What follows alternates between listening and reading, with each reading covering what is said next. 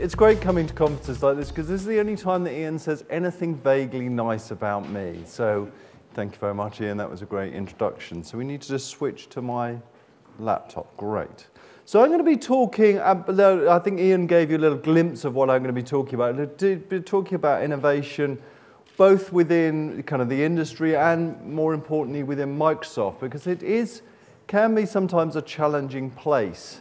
And today, in today's world, in 2010, crikey, we have got so many challenges. I mean, what has happened? It was so simple 2 years ago when we just had console games, and when we went to GDC, you know, it was easy. We just all sat around, and who was making the biggest console game, who was spending the most money, equals the biggest success. Now, I think we have got just an amazing collection of new stuff. And as a creative and as a designer, I get very fascinated by this. You know, the new hardware, the push to extend the life of the console, it was all started by the Wii. We all laughed. I mean, who thought the Wii was going to be successful? I remember talking to people in this audience and saying, Wii, what a stupid name. That's never going to be successful. Nintendo's out. They're going to be bought by somebody else. Now Nintendo is the king of the hill. I can just see that crest of the wave breaking a little bit now. The seemingly, the motion controller device from Sony being the Move, well, it's very similar to the Wii. That could be a smart move because, I think if you're converting from the Wii to the Move, it seems to be fairly an easy transition. And then, of course, Microsoft's Kinect, which is, well, they really went out and, they changed everything with what they did. And we're going to be covering that in more detail. But, that alone would be enough for one huge change. In addition to that, we've got the huge bubble, gold rush, that is social gaming. And, as a creative, I look at that, and it reminds me so much of when I started in the industry, where there's a wash of games which are very, very similar coming together, pulling people together. It almost feels like this frantic rush for everyone to get content out. There's now 200 apps on the iPhone. You go on Facebook and there's banners hitting you everywhere, and you kind of feel, well, how much of this is true revenue and how much of this is a gold rush? Me as a consumer, I start getting very confused. Coupled with that, we've got Apple with its app stores. I mean, the advert that you see on television, 200,000. How the hell is anybody supposed to wade through 200,000 apps? This is a problem that we'll be covering a little bit later. On the console space, there's this massive drive towards licenses and properties and getting more and more stuff in your games. The reason for that is because you have to get yourself noticed, and we'll be covering a little bit more of that in the talk. And then the core games are getting bigger and bigger bets. We've now got Call of Duty versus Halo this Christmas. We've got Fable 3 coming out this Christmas as well, and it's like this nuclear arms race of attention from the world and huge amounts spent on marketing and advertising. While that's going on, there's this drive to make sure that the game is relevant and and somewhat the quality what everyone expects. And we've got a new audience to deal with. There was one poll which was very interesting, that in America now, 52% of gamers are women, and they're 25 to 35-year-olds. I mean, if you take out some of the social gaming space, I think that changes a lot. But I think us creative people now are having to deal with that, and it's very interesting. Now we've been on a recruitment drive at Lionhead to try and get more women into Lionhead. Why? Because we felt like, well, it's nice to have women around, of course, but also because we need their perspective on things. So, with all this churn going on, I can't remember a year that's been more exciting. But let's just have a look at really what I've done over the past and just touch on a few titles.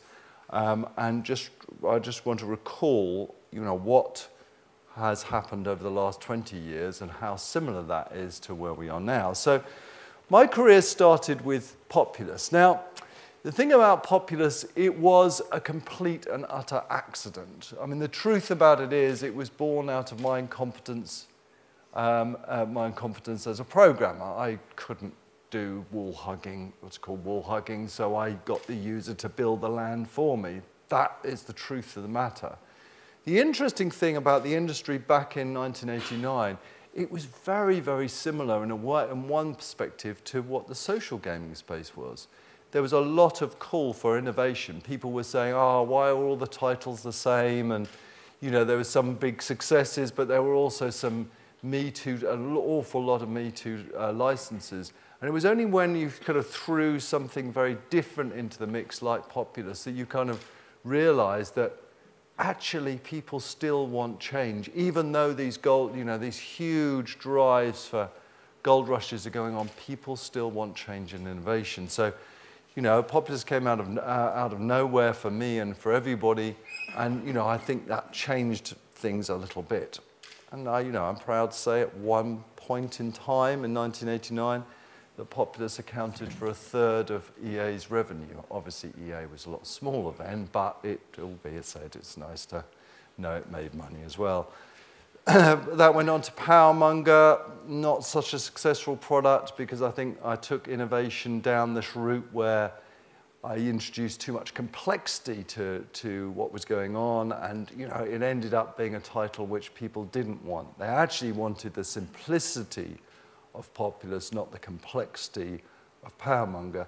And I really blame the complexity of Powermonger on two people, one of them called Jez San and the other called David Braddon, because the reason why Powermonger was so complex is we met down a pub during an interview, and they were, they were talking about programming because they were both programmers, and they were saying, well, we've optimized the cache loops for our assembler language. Everything they wrote was in machine code and assembler language. And they kind of turned around to me and looked at me. I didn't have a clue what they were talking about because I wrote it in C. And I said, well, I wrote, Populous in C. C? You wrote it in C? That's not a proper language. You're not a proper games industry person. You have to write an assembler to be a proper one. So I went back and I literally decided to write the whole of Powermonger in assembler, which was a stupid, idiotic thing to do just so I could sit at a table with David Braddon and Jez Sam, but there you go. Then I realized Populous 2, there was a lot of money to be made in Populous. I did Populous. I really didn't dedicate myself to it. It's very interesting how, in those days, doing sequels was really frowned upon. Back in the 1990s, you had to stand up to the press and say, sequels, that's just cashing in.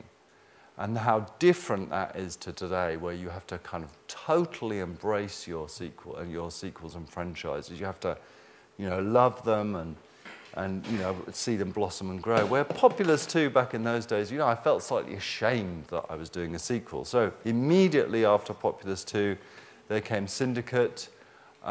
People still ask me about Syndicate today. I think it was one of the first free roaming games, and again, it was us turning around and saying, hey, why don't we be innovational? Actually, the reason people like Syndicate, because I think it was one of the first games with a minigun, certainly the first game with a minigun where you could kill innocent people, and I think people really love that idea of just destroying for anything they want, and they love the sound effect of the minigun. But it was, it was reasonably successful, not nearly as successful as Syndicate. And then Magic Carpet, again, a lot of innovation. But the interesting one was this. There's a game called Theme Park. Now, Theme Park actually on all formats, back in the day, Theme Park on all formats sold about 15 million copies, which is a huge amount. But here's the funny thing about it, and this is what's so interesting about today. Everybody hated developing Theme Park. The EA, the publisher, loathed it. They kept on, trying to close it down, and I had endless meetings over in California about, why are you doing Theme Park? Why don't you do another game with miniguns where you shoot lots of people? Can't you shoot babies this time? And instead I said, no, I think it's a cool idea. Why don't we just make a game that you just go build and design your own theme park? most importantly, the team who was making it absolutely loathed it. We actually had one day of strikes at Bullfrog where people were refusing to work on it. They literally wanted to put into the title, you know, the ability to be I can remember, this is a true conversation, can't we have a sniper on top of the roller coaster that takes out the people in the theme park? And, you know, I kept on saying, no, the point is, why are we making games for, you know, 17 to 25-year-old boys who want to kill things? Why don't we make a game which is lighter and softer and, you know, fun and enjoyable? And it took a lot of sort of force of will to push this through. And then it came out disastrous in the States, but hugely successful in Europe and massively successful in Japan. That then, we then went on to High Octane. This was a title I don't suppose anybody in the room remembers High Octane. Does anyone remember High Octane? Oh, you do. Of course, Ben does, yeah. So High Octane was a very interesting title. This is in the days when we were making, trying to make titles a little bit, you know, a little bit to a formula. And we were part of EA, and along came the president of EA, Larry Probst, and he said, look, you've just got to finish Dungeon Keeper. And I said, well, how long have we got to finish Dungeon Keeper? 6.5 weeks. Now, we were nowhere near finishing it. The way that we worked there was to implement something, try it out. If it didn't work, throw it away. Very expensive way of working. So instead, I said to Larry, look, Larry, why don't we just create a whole new game in 6.5 weeks? And that's how long High Octane took. Now, admittedly, it wasn't the greatest racing game of all time, but, you know, again, a creative solution to this problem. Then went on to Dungeon Keeper, which again, I look at that and it was a little bit too complex, but I mean, I think the spirit of it was right. I love the idea of turning things on their head, and it's interesting when we come back to where we are today, how turning things on their head, I think there's huge opportunities still for. Then I left Bullfrog, started up Lionhead, released the hugely contentious Black and White. Now, the problem with Black and White, again, in those days, there was this massive appetite for new stuff, for something that hadn't existed before. And Black and White became this monster, this PR and hype monster, where it was one of the first games ever to have fan sites. Back in the year 2000, we didn't really have fan sites. We didn't really have blogs. We didn't have communities as we do now. And really, Black and White was one of the first games to do that. And this terrible, disastrous thing happened because of that. Is that we were, you know, making the game, and, you know, I, in my normal idiotic sense, had gone out to E3, you know, with literally 3 bits of paper and spoken to a lot of journalists and kind of spoken as this creative designer and got them very, very excited, too excited for what we could show. And so this hype started to build up. And then these fan sites started commenting on this hype. And suddenly these fan sites sort of took the design of Black and White, because we haven't been very clear about it, and started inventing it for themselves. So this is, you know, these are the things that happened. You had someone say, oh, I wish we had a creature which was like a huge blackberry that moved, blueberry that moved around. And then another fan site would see this post and then say, we've heard there's going to be a huge blueberry in Black and White. And another fan site would say, we've seen the huge blueberry, it's going to be great. I can hardly wait until Black and White has got blueberries in it. And this terrifying wave of hype kind of built up around it. But anyway, it was released, it was very successful. Another game which I think it was overcooked on innovation. It had, in Black and White, not only was it trying to be an iconless interface, which was kind of slightly ahead of its time, it had huge innovations in there. It groomed your PC to find out who you are. It found your name, for example. If you were playing between 12 midnight and 3 a.m., it would whisper your name across on the speaker, so it would just go, at 1 o'clock, Peter, over the speakers, you know, well, why did we put that in, man? I mean, that was just crazy. It had, we'd contacted 300 weather stations throughout the world. Now, this is another mad idea. Why we did this, I don't know. I can remember having this idea. I was driving to work one day, and I thought, why did we do this? Put these weather stations in so that the weather in the game could be the same as the weather outside, which kind of meant for 60% of our playing population, it was just grey all the time when they played black and white. Another crazy idea. Anyway, that moved on to Fable. We made the transition then. I think we were smart at spotting the end of the PC. I could just see it tailing off. So we made the transition to Fable. I think, it was a reasonably smart idea to, take a complex genre like RPG and try and make it more accessible. We then had a little bit of a disaster with black and white. Sold 1 million, but it was, that PC was really going downhill then. And same with the movies. A nice idea, overcomplicated when it was implemented. And then finally, this huge success that was Fable 2. And now we are in a position where we're doing 2 things at Lionhead. We're doing a Connects title, and we're doing Fable. So let's first talk about the Connects title. Now, I presume everyone's familiar with Connect in the audience. How many people have actually played with it? How many people have interacted with it? Okay, so not many of you. Now, for me, I think it is a wonderful device. I mean, it's not perfect. You can mess it up. But I'm not just saying this as a corporate line. I think that when people get hold of it, they want it to work so much that it will work. And it is truly magical when you walk in front of it and it sees you and you can see yourself in the game. And, you can show it to anybody, wives, girlfriends, grandmothers, and they will interact with it. But it does change everything. It is a new approach. And if any of you, how many designers are there in the room? Anybody? Oh yeah, we've got a couple, we've got a few. So for you designers, it's gonna be bloody tough to do.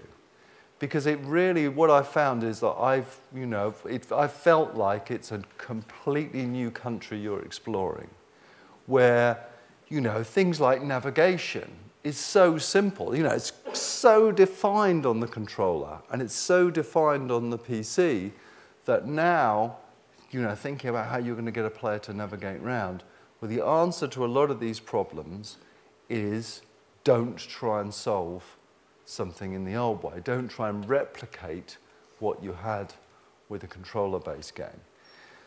And although we've got an interesting collection of titles that were premiered at E3, I think the fascinating thing for me, and this is what we're doing at Lionhead, is that it is going to mean that we create things that people have just not seen before. Now, this is a huge opportunity for anyone in the industry, because anybody that that wants to get into a new audience, this is the place that you should do it. Why? Because consumers want this sense of wonder, which this hardware enables for people. They want something new. That is an empirically proved point, that if you can get in the first wave of a new piece of hardware and think of it like that, there are massive opportunities to set up a new franchise. And that's exactly my approach. And whilst I look at the new experience, the experiences that are there now, has everyone seen these? I'll just show one of them, this one. I look at these experiences and, I rate them, and a lot of them, some of them are trying new things. Does everyone want to see this video? How many people have seen this already? Oh, not many. So this is Connectimals. It's being developed by Frontier in Cambridge. And they took an interesting approach. They said, well, can we make somebody feel like they're engaged with a little tiger? Now, you look at this and I think, wow, that looks amazing. You know, the little tiger, the quality of the animals looks actually amazing. I'm not so sure about the quality of the family, but there you go. And that's pretty good. You know, I like that. That's pretty good. And the other titles that we saw, something like, for example, oh no, we don't see that. Maybe we do. Let's have a look at that. This is sports. It's fairly. Oh no, it's collectibles again. Sorry. This is sports. Let's close that one down.